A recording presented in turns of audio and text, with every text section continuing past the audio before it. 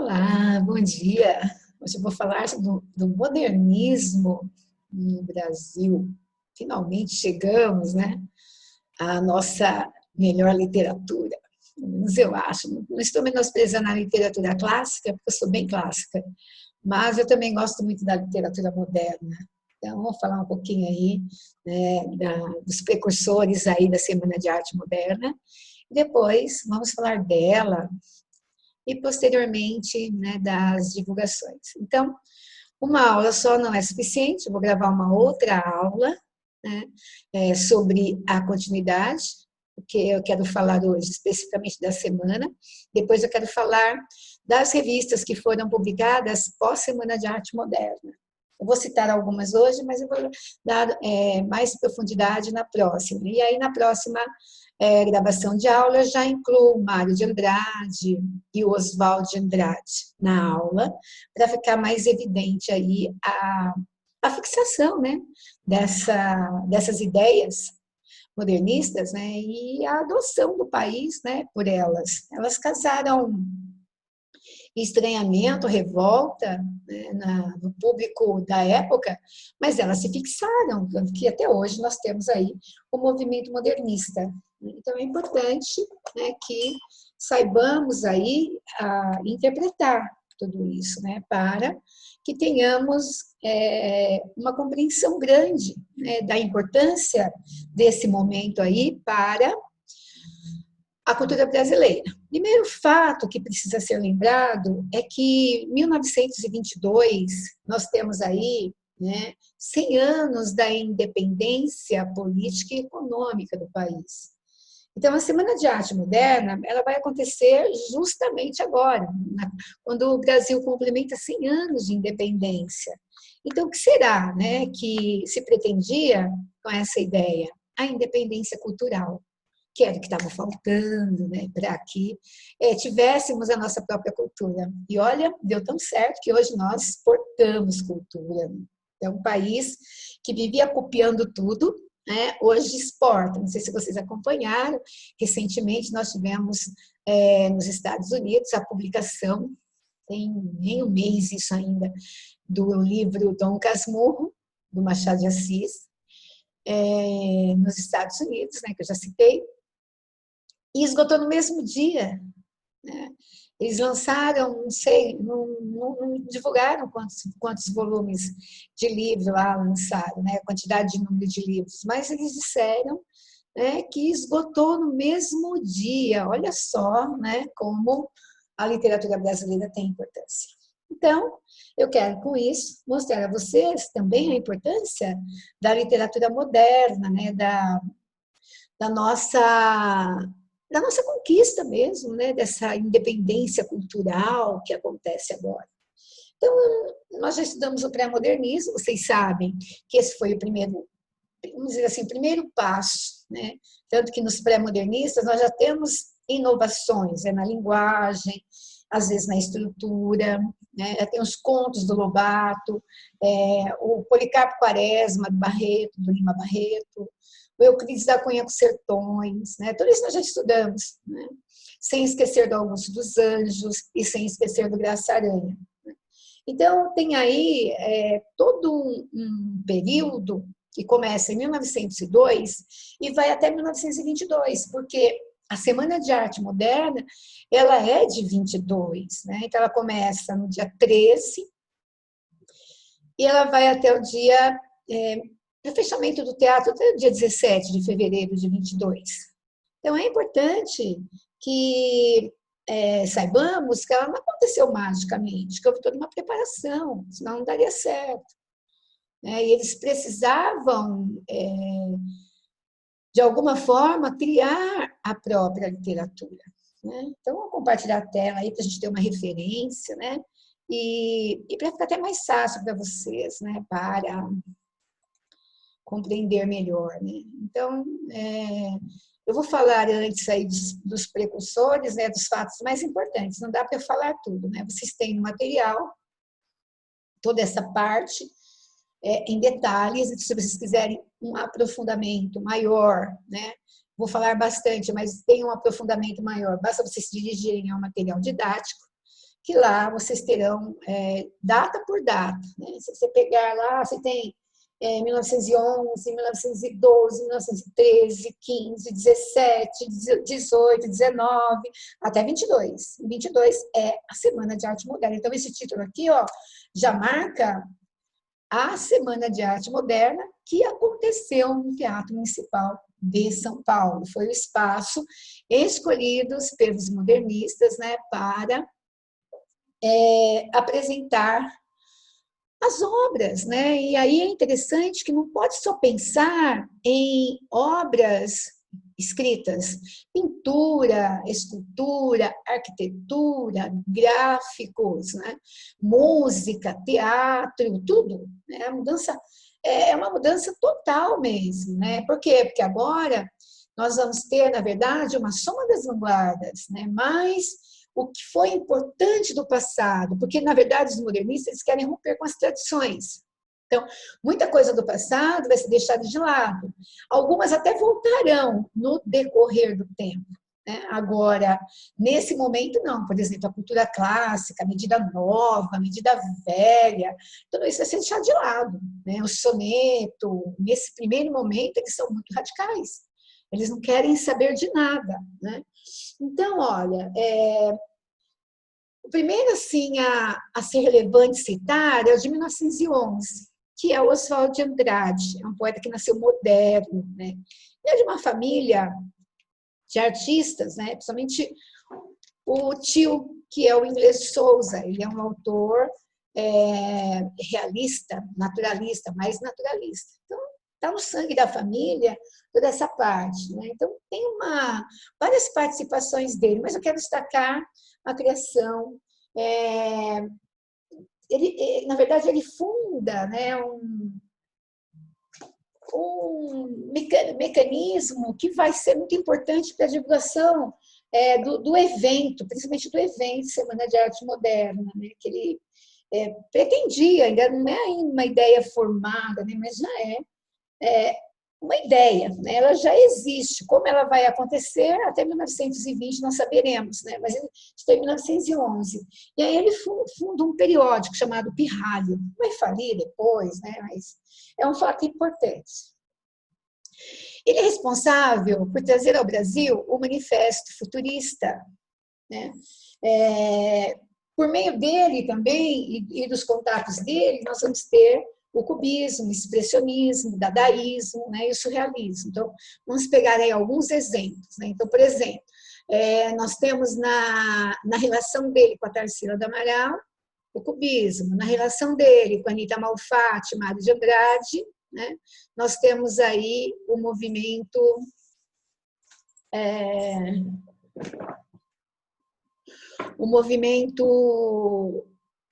expressionista e também cubista. Né?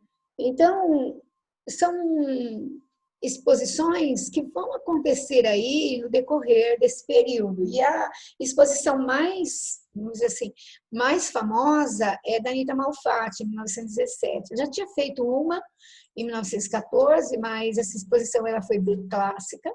Agora ela vai fazer uma exposição modernista, né, da pintura expressionista, que está bem vinculada aí à imagem da caricatura.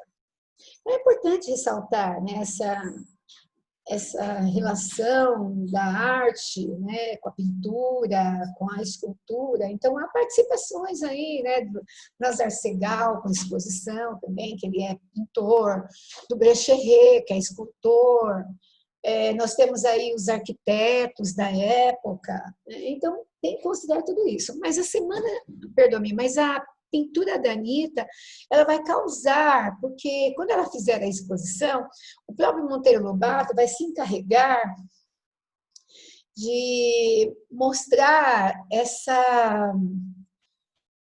choque, porque ele vai à exposição e ele se choca, ele acha horrível tudo aquilo.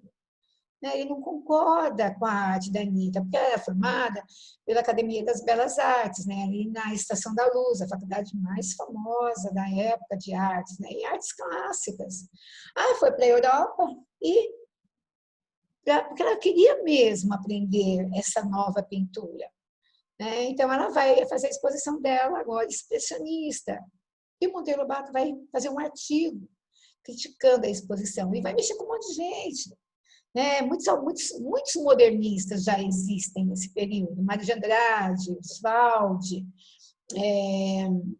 o próprio Graça Aranha, que já era o presidente da Academia Brasileira de Letras, estava fazendo uma viagem para a Europa para aprender, que eram essas manifestações artísticas, ou seja, a vanguarda europeia. E aí, virou uma polêmica de 17 até 1920, uma briga. Nós vamos ter aí depois o combate desse artigo por Oswald de Andrade, em 1919. Em 1920, Graça Aranha, ele volta para o Brasil, e aí estava aquela polêmica, que vocês ainda estão discutindo isso, vocês não fazem aí uma exposição e mostram tudo que vocês já produziram, junta todos aí, mostrem as ideias mesmo, exponham isso ao público. E aí surgiu a ideia de se fazer no Teatro Municipal de São Paulo, a Semana de Arte Moderna. Ou seja, vamos colocar fim às polêmicas, vamos mostrar o movimento modernista, ou seja, vamos criar a nossa própria arte. E aí vai acontecer, vai ser divulgada. Só que eles precisam pensar direitinho, porque eles vão alugar o teatro, caro, então eles não podem perder dinheiro. Eles vão vender um ingresso para as 3 noites, vão fazer uma semana de exposição e 3 noites de espetáculo, no mês de fevereiro de 22. Tá certo? 3 noites. Então, eles vão divulgar, Semana de Arte Moderna, catálogo da exposição de São Paulo de 22. Aí vem os comentários aí que são históricos, se não é o caso. E aí, vamos cair no contexto histórico, Quando estava acontecendo isso, qual era o contexto político, econômico brasileiro? Eu tenho aí a política café com leite, nós já vamos ter aí, um polo eleitoral entre Minas e São Paulo. Aliás, o Monteiro Lobato faz uma crítica bem ferrenha a tudo isso, Aí o surgimento da burguesia industrial, principalmente em São Paulo, então tem desenvolvimento da metrópole que é hoje. Então, começando, eu só falava em Rio, Minas, Nordeste, agora vou falar em São Paulo. Já tem a presença de São Paulo no Vale do Paraíba, na obra do Monteiro Lobato. Agora nós vamos ter São Paulo mesmo, São Paulo, terra da garoa, terra de gente boa. Então aí vem a Primeira Guerra Mundial, paralela a tudo isso, Tem sempre tem uma tristeza, E uma tristeza bastante dura, Mas tem país que se beneficiou com isso, Gerou um surto de industrialização e, consequentemente, urbanização. Isso significou o quê, uma burguesia industrial mais forte, ou seja, uma elite. Agora, essa elite, ela não era o centro de tudo, porque ela é marginalizada.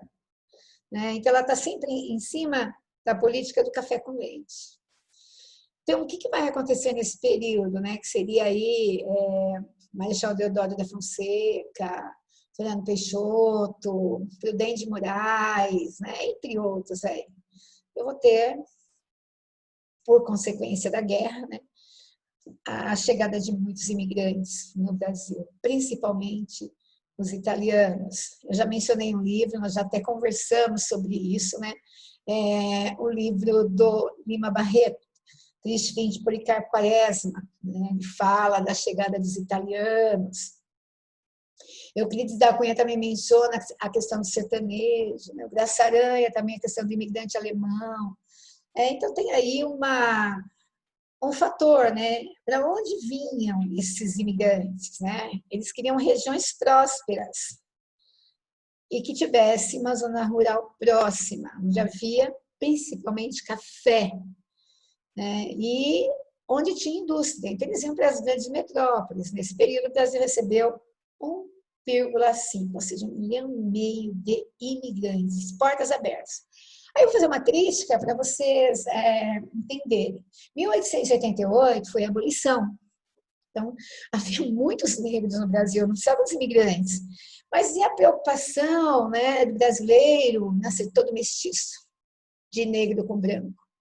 Então, eles abriram as portas, né, do país para embranquecer a população. Olha que triste, né? Desrespeito. Né? Havia também um descontentamento com a política federal, porque com a exportação do café. A gente sabe que isso vai desencadear depois de 1929 a quebra da Bolsa de Valores. Então, uma burguesia reivindicadora, né? Além dela, nós tínhamos funcionários públicos também que eram respeitados, né? São até hoje, mas na época eram mais, né? Temos aí os profissionais liberais, temos aí os militares, né? Descontente com os barões do café. Né? Então, claro que isso vai desencadear fatos aí que vocês até conhecem, né? Então, tem lá a massa urbana de São Paulo, é de tipos muito diversos. Né? Então, uma mistura de tudo, né? Uma pauliceia desvairada, como diria o senhor Mário de Andrade, que vai ser o Papa do modernismo. Eu vou ler esse trecho aí, ó. A massa urbana em São Paulo é constituída de tipos muito diversos, militares, funcionários públicos, e ainda toda a mistura, né? A miscigenação. Me encontrar pela cidade andando na mesma calçada, um barão, um operário, um padre, um burguês, um nordestino, um professor, um negro, um comerciante, um advogado, um militar, uma pauliceia desvairada.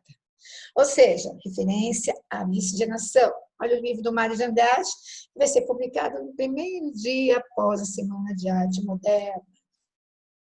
Olha aí a mistura, olha a alegoria. Bem, aí, só para retomar o que eu já falei, né, para vocês não ficarem só no ouvir, né, eu registrei aí em 1911 o Pirralho, quando tudo começa, né, com o Sr. Oswald de Andrade.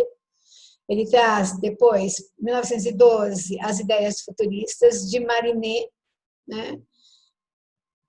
Tá aí, olha lá, retrato que a Tarsila vai pintar sobre essas ideias. Então, daí a velocidade, a máquina, né? E essa pintura que parece que tem movimento, né? Olha os olhos, parece que eles, né, se mexem. Né? Então, aí está.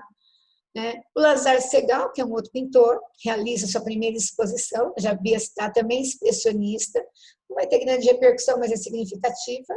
Né? Então, olha só, né? Os traços, né? Os objetos, comecem a observar.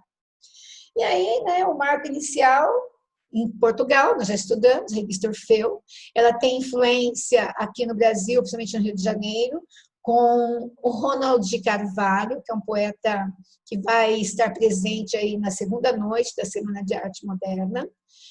O Oswald já começa a publicar os primeiros capítulos do primeiro romance moderno, que vai ser publicado só depois, mas ele vai publicar em doses homeopáticas, né, os capítulos do Memórias Sentimentais de João Miramar, que hoje é considerado o primeiro romance moderno. Aí ele conhece o Mário de Andrade em 17, Mário Sobral, ele é um escritor parnasiano, eu tenho aí uma gota de sangue em cada poema, ainda é parnasiano. Existe também a publicação, mesmo ano, do Menotti Del Pitta, um poema chamado Juca Mulá, que é um poema enorme. Né? Guilherme de Almeida publica Nós, Poesias Passadistas. Manuel Bandeira estreia seu livro Cinza das Horas, que é um livro parnasiano. Cassiano Ricardo publica A Flauta de Pan, nos moldes parnasianos, que era o que... Né? E a primeira versão de Memórias Sentimentais de João Miramar, com ilustrações de Di Cavalcanti. Não é o livro inteiro ainda. Di Cavalcanti, exposição de caricaturas em São Paulo, e aí vem a Anita Malfatti, sob a crítica de Monteiro Lobato.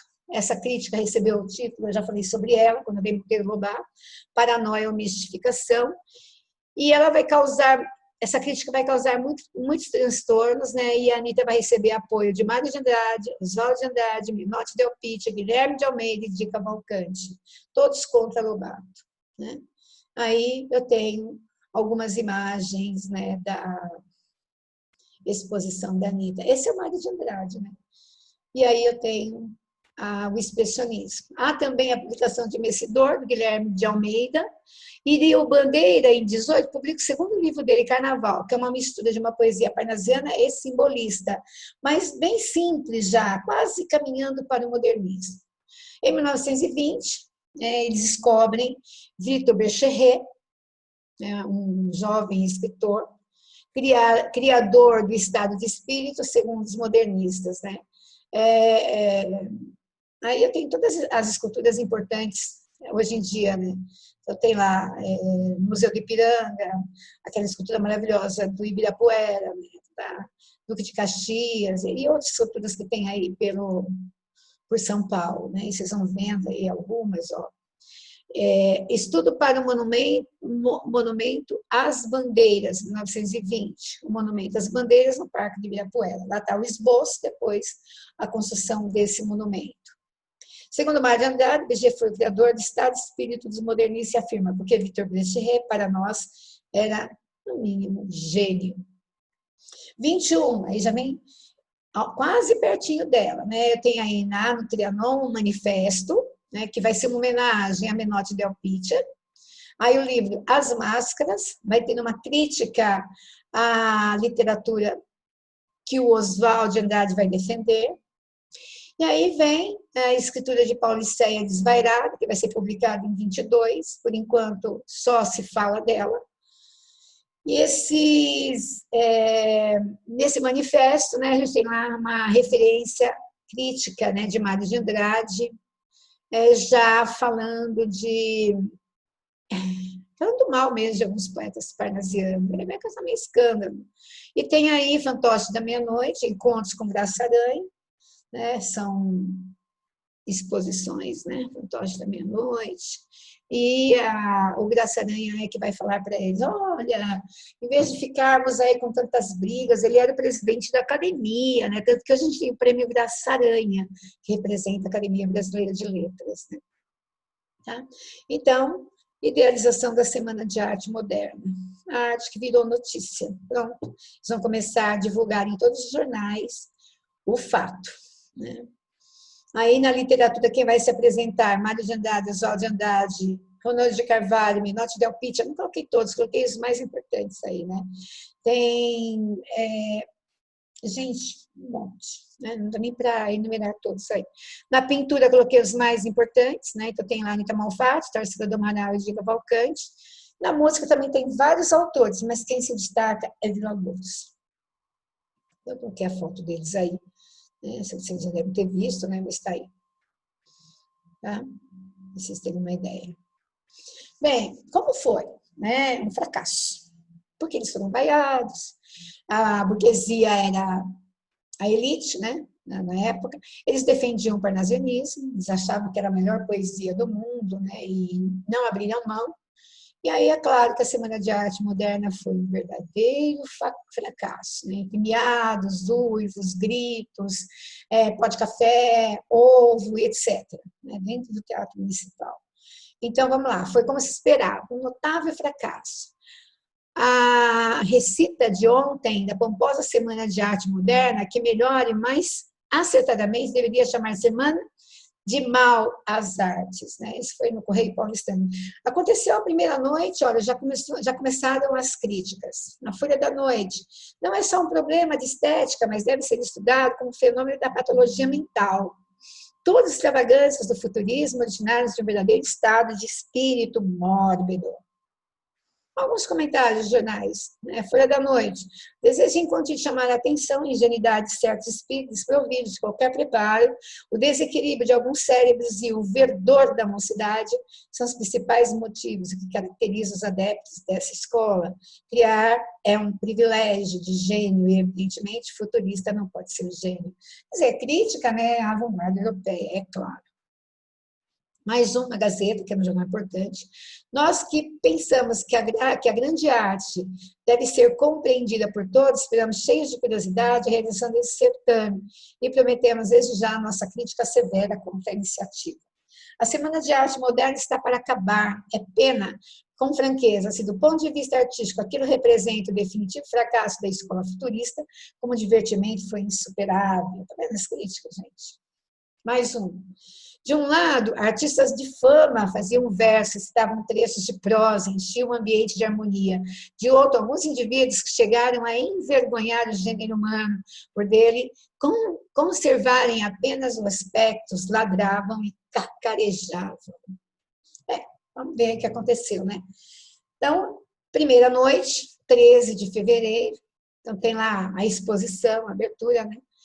De Anita Malfatti, de Cavalcante, John Graça, Zinaida, Almeida Prado e Vicente do Rio. São exposições aí de telas. Escultura, Vitor Becherré. E arquitetura, Antônio Moya e Jorge Primbel. Conferências, né? Quem vai abrir a primeira noite é o Graça Aranha. E o público, né, acreditava que seria um evento sensacional, porque o Graça Aranha, ele era o presidente da Academia Brasileira de Letras da época, né? Então, ele estava envolvido, ele tinha viajado para a Europa, né? E ele estava envolvido com tudo. E ele foi defender lá, né, a pintura moderna no Brasil. Ele fez uma palestra, depois o Ronald de Carvalho também fez uma pequena palestra lá sobre estética, né? E quem recebeu foi Mário de Andrade.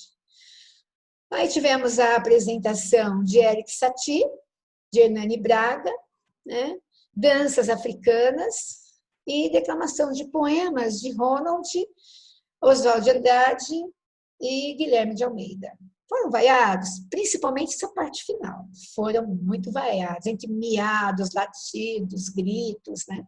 E aí vem um comentário, olha lá, hoje, 13 de fevereiro, primeiro grande festival, que hora ia começar? Que hora começou? Às 8h30, no saguão do teatro, a exposição em pintura e escultura. Aí os preços, né, as cadeiras e tal, eram um bilhete só para as 3 noites de espetáculo e para visitar o teatro, né? Aí vem A Boba, que é o quadro que causou polêmica com Monteiro Lobato, né? E o Vila Lobos, só para ilustrar. Aí, naquela noite, saíram do Teatro Baiano, então, para outra noite de espetáculo, esse dia 15 de fevereiro, diminuiu o público, porque muita gente não gostou, né? Então, o que tem na segunda noite? Conferências Arte e Estética, de Menotti Del Pitta, né? Perenes, poesia de Renato de Almeida. Apresentação musical, Guilmar Novaes. Declamações de poemas, né? Os Sapos, esse foi o auê da noite. Quem recitou foi Ronald de Carvalho, quem escreveu foi Manuel Bandeira. Era para ele ter ido, mas ele estava hospitalizado, né? Bandeira era tuberculoso. E antes do público entrar ao teatro, né? Na escada, se vocês já foram ao teatro, tem uma escadaria linda ali, né? Bem no centro da escada estava Mário de Andrade, antes de começar tudo, recitando A Escrava que Não Era Isaura. O público xingava, vaiava, porque já tinha acontecido a primeira noite. Depois ele deu um depoimento que ele falou que ele nunca foi tão xingado na vida dele, né? Que se ele tivesse que fazer de novo, ele não faria, né? Porque foi terrível ouvir tudo aquilo, né? E aí, depois, a baixaria mesmo veio quando o Ronald recitou o poema do Bandeira, né? Jogaram tudo quanto é coisa, sabe? Tinham quebrado algumas cadeiras, né? Foi um auê lá no Teatro Municipal. Aí vem o poema, depois a gente vai fazer uns exercícios, né? Ele aparece, mas já ouviram esse poema? Olha o textinho dele, né? Os sapos, quem são os sapos? Parnasianos, enfunando os papos, enchendo, né? Enche que papo, né? Saem da penumbra aos puros os sapos, a luz deslumbra. Quando ele começou a recitar, né, o público conhecia esse refrão, meu pai foi à guerra. Aí eles começaram assim, não foi, foi, não foi. Eles gravaram isso, foi, não foi, não foi. E eles só repetiam isso, parecia um bando de sapo achando. Né? E ele continuou, ele não desistiu, ele ficou recitando lá, ouvido ou não ouvido, e continuou falando. O sapo está no ele, parnasiana aguarda, o povo foi, não foi. Foi, não foi. Diz, meu cancioneiro é bem martelado, vejo como prima em corredos e atos, que arte eu nunca rimo os termos cognatos.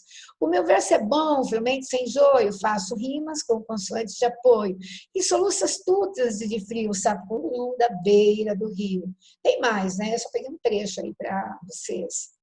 E o Mário de Andrade, que é escrava que não é Isaura, né? Ele fala, olha, depoimento dele posterior, né? Mas como tive coragem para dizer versos diante de uma vaia tão barulhenta que eu não escutava no palco, o que Paulo Prado me gritava na primeira fila das poltronas, como pude fazer uma conferência sobre artes plásticas na escadaria do teatro, cercado de anônimos que me caçoavam e ofendiam para valer? Quer dizer, como que eu tive coragem, né? Aí vem a última noite, né, da apresentação. Então, tem a semana toda de exposição, você podia visitar, se estivesse lá, né? E as noites de espetáculo você tinha que pagar para ver, né? Então o povo pagou. Primeira noite estava lotada, a segunda noite diminuiu, a terceira noite menos da metade, mas tinham pago, né? Mas não foram, porque não queriam saber daquilo, né? Aí nós tivemos uma noite bem tranquila, né? Tivemos lá a conferência, que foram os objetivos, né? Vários líderes participaram. Agora, predominou dança e música, né? Então, tivemos lá a música do Vila Lobos, Alfredo Gomes, Hernani Braga, Paulina D'Ambrosio, Lima, Viana, Maria Ema, Lucila Vila Lobos, Pedro Vieira e Antônio Soares. Então, foi um verdadeiro show. Mas o Vila Lobos, ele entrou com um pé de chinelo, né? Todo vestido de casaca, né? Todo preparado, porque ele era o mais famoso de todos. Ele e Guilherme Novaes eram os mais famosos, né? E aí, quando ele entrou de chinelo, o público começou a achar, né, que ele estava querendo ser futurista, né? Querendo mostrar o diferente, dadaísta. E aí o público realmente começou até a xingar, né? Uivar, tá? E aí depois ele falou que ele estava com calo inflamado. Foi tão assim cômico a entrada dele, né? Que tinha um sujeito ali na frente, que estava com um guarda-chuva enorme preto, né? Acho que para mostrar a chuva de vaias, né? Que o Vila Lobos levou, né? Mas depois ele sentou lá e tocou marchinha de carnaval, tocou blues, tocou jazz, né? O público não gostou muito não, vaiou. Aí depois ele, para deixar o público mais calmo, né? Colocou lá a música clássica e terminou aplaudido, né? Então esse foi o fim aí, né, o Vila Lobos aí, né? Não se trata de futurismo, sim de um calo arruinado, né? Todo vestidinho, pé de chinelo. O público não gostou, não. Aqui tem uma foto, né? Então eu tenho o nome de cada um, ó, esse é o Oswald. Depois nós temos aí o Mário, né? São os mais importantes, né? Mais gente aí, né? Esse é o Manuel Bandeira. Esse é o Graça Aranha, né? São os que mais representaram, né? Os nomes assim mais famosos da época, né? Mas eu não posso esquecer das pintoras, né? Aí você fala a Tarsila do Amaral. Então, a Tarsila do Amaral, ela contribuiu com a pintura, mas ela estava fazendo uma exposição em Paris, então ela não esteve presente, mas ela apoiou a Semana de Arte Moderna, né? Tanto que ela deu até de presente para o Oswald, né, um quadro da antropofagia, né, de a relação deles, e depois, né, o quadro do Abaporu. Primeiro o Abaporu, depois a antropofagia, que era o ideal, né, do Oswald. Bem, o que aconteceu depois? Então, a gente vai ter a publicação definitiva de Paulo Sérgio Desvairada, né? E eles planejaram, para a ideia não desaparecer, né? No Brasil inteiro, quase que ao mesmo tempo, a gente vai chamar de vanguarda brasileira, né? As revistas e manifestos para divulgar tudo isso no Brasil inteiro. Então, eu coloquei aí, ó, Claxon é São Paulo, é a primeira revista, ela tem vários exemplares, acho que são 21 revistas, 21 exemplares, né, para explicar a proposta modernista. Tem a poesia Pau Brasil, que é o primeiro manifesto que surge. A ideia desse manifesto é incentivar e integrar as tendências nativas, ou seja, a miscigenação, dentro da arte moderna, então, a arte africana, a arte indianista, a arte europeia, vai ter uma mistura, né? Então, você vai pegar, por exemplo, no Lazar Segal, já tem a pintura com elementos africanos, na Tarsila do Amaral, né? No Di Cavalcante, né? Já tem toda essa influência, tá? Movimento Verde e Amarelo é um segundo grupo.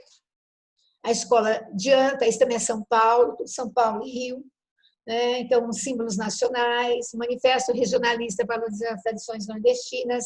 Quem funda esse manifesto é o Gilberto Freire, ele vai ter uma importante participação a partir de 1930.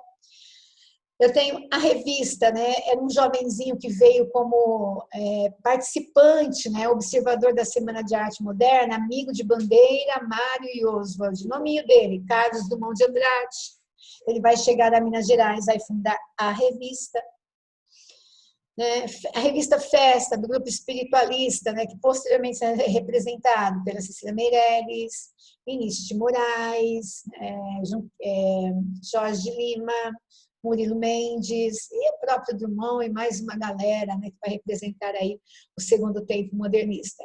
E a revista liderada pelo Oswald de Andrade, a revista da antropofagia, né, e o manifesto antropofágico, né, que pretende diluir, né, a cultura europeia e fundir as novas ideias e criar a literatura brasileira. Seria uma espécie de cubismo, com dadaísmo, com surrealismo e futurismo, né?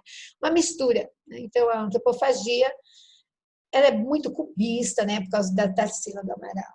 E aí vem a revista de invenção, né, que é Sérgio Cobra, né, para representar todo esse manifesto aí. Eu só falei de alguns, né? Tem um monte.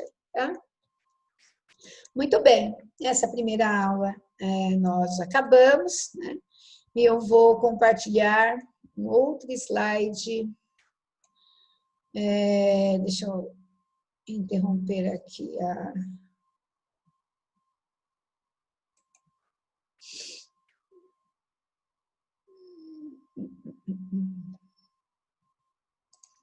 Não posso diminuir, será?